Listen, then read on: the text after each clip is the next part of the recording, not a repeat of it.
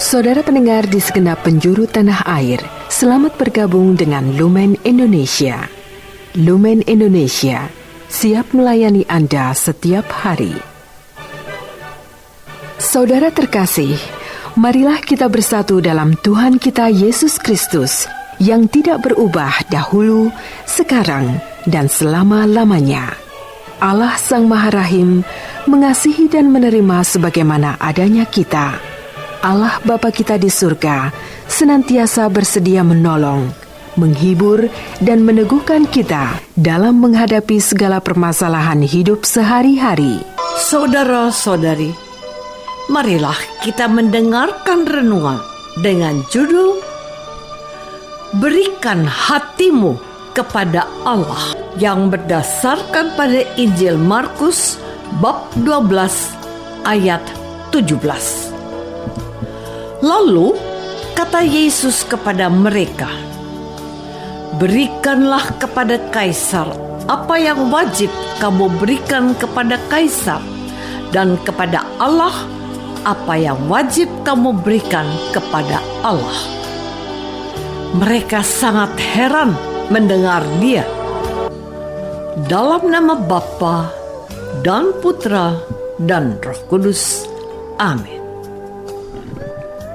Saudara-saudari terkasih dalam nama Tuhan Yesus Kristus.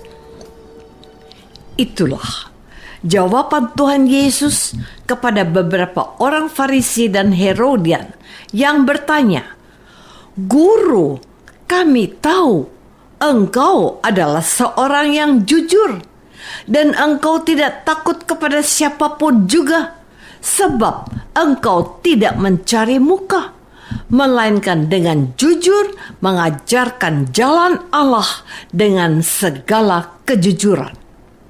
Apakah diperbolehkan membayar pajak kepada Kaisar atau tidak? Haruskah kami bayar atau tidak?" Orang-orang ini sedang mempersoalkan kebiasaan yang sudah mereka taati, yaitu membayar pajak kepada Kaisar. Mengapa mereka menanyakan hal itu kepada Yesus? Untuk mencobai Yesus, jawabnya. Sebagai warga negara yang baik, sudah sepantasnya melakukan kewajiban itu. Lalu Tuhan Yesus bertanya balik sambil menunjukkan sebuah uang dinar dan katanya, "Gambar dan tulisan siapakah ini?" Jawab mereka, "Gambar dan tulisan Kaisar." Lalu kata Yesus kepada mereka, "Berikanlah kepada Kaisar apa yang wajib kamu berikan kepada Kaisar, dan kepada Allah apa yang wajib kamu berikan kepada Allah." Saudara-saudari terkasih, jawaban Tuhan Yesus itu sangat tepat. Jika ia mengatakan tidak perlu bayar pajak, maka dia akan dianggap orang yang melawan kekaisaran. Tetapi ia juga mengingatkan para penanyanya itu untuk tidak lupa memberikan apa yang menjadi hak Allah juga, bahwa sebagai umat pilihan, orang-orang Yahudi harus melaksanakan apa yang diperintahkan oleh Yahweh dengan perantaran para nabi dan utusannya. Mereka harus menaati hukum Taurat Musa, mempersembahkan korban persembahan dan korban bakaran. Mereka harus menyembah Yahweh dan bukan berhala-hala lainnya. Itulah sebabnya Tuhan Yesus menjawab mereka sekaligus mengingatkan dan menegur mereka. Berikanlah kepada Allah apa yang wajib kamu berikan kepada Allah.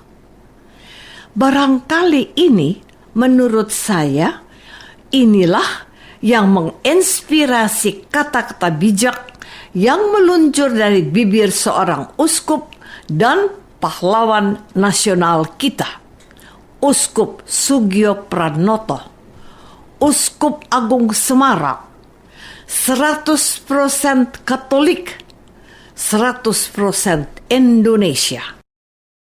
Jadilah orang Katolik yang benar dan warga negara yang taat.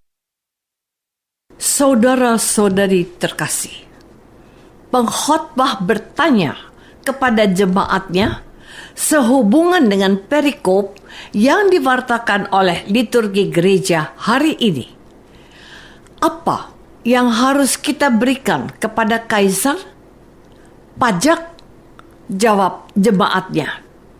Betul, supaya tercukupilah keperluan mengelola negara ini. Kalau untuk Allah, apa yang harus kamu berikan? Perpuluhan. Salah seorang jemaat menjawab. Sang pengkhotbah itu berkata kepadanya, salah. Tuhan tidak memerlukan uangmu. Tuhan membutuhkan hatimu, bukan uangmu. Tuhan mau engkau menyembah dan menghormati Dia sebagaimana seharusnya diberikan kepadanya. Apakah Tuhan memerlukan uangmu? Lalu pengkhotbah itu mengatakan sebuah cerita ini kepada jemaatnya. Seorang pendeta menemui seorang ibu dari jemaatnya dan bertanya, "Di mana suamimu? Mengapa dia tidak datang? Apakah dia sakit atau sedang keluar kota?" "Tidak, Bapak, dia ada di rumah." "Lalu, mengapa dia tidak ke gereja hari ini?" Ibu itu menjawab polos apa adanya. "Kata suami saya, yang penting engkau ke gereja dan jangan lupa memberikan perpuluhan itu ya." "Aduh, Mamai, Tuhan tidak butuh uangmu. Tuhan butuh hatimu." Benar sekali bahwa gereja menantikan keterlibatan umat Allah dalam ibadah dalam rumahnya. Mengapa ada manusia yang menilai agama dan imannya dengan uang saja? Tuhan tidak butuh uangmu, bahkan tidak butuh kamu untuk menyembahnya. Kitalah yang membutuhkan Tuhan untuk diberkati dan diselamatkan. Maka berikanlah apa yang menjadi hak Allah. Apa itu? Ia berhak untuk menyelamatkan jiwamu dan hidupmu. Maukah kamu datang kepadanya? Saudara-saudari terkasih, inilah ironi yang dikerjakan oleh orang-orang Farisi dan kaum Herodian. Maksud hati menjebak Yesus, tetapi merekalah yang justru menjadi sasaran tembaknya. Mereka menyembah Allah, tetapi hati mereka jauh dari Allah.